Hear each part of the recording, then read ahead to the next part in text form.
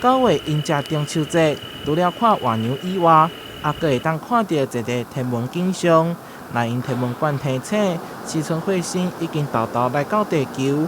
根据了解，西村彗星的周期大约是300年左右，错过就要等后世人。9月初的早上，它会出现在清晨的东边。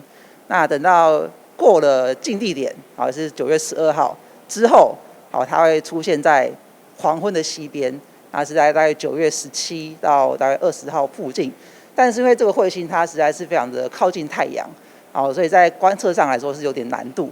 它的亮度是目前是有到4等啊。那预测最亮的时候可以到大约2等到3等。除了西村彗星，过来还有月掩星宿2以及水星四大水接续冰潮。本次的验星发生在日间，观测难度较悬，建议使用望远镜观测。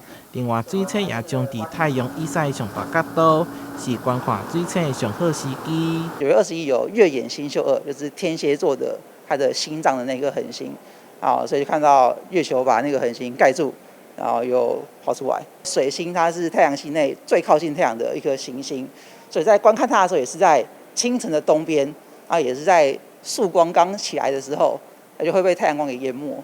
不过这是一个观察水星就是仅有的机会啦，你就只能趁这个时候去看它。无论用目睭也是用望远镜观赏，9月天顶非常的热烈，大家爱把握着机会来观赏。台南新闻双怀采访报道。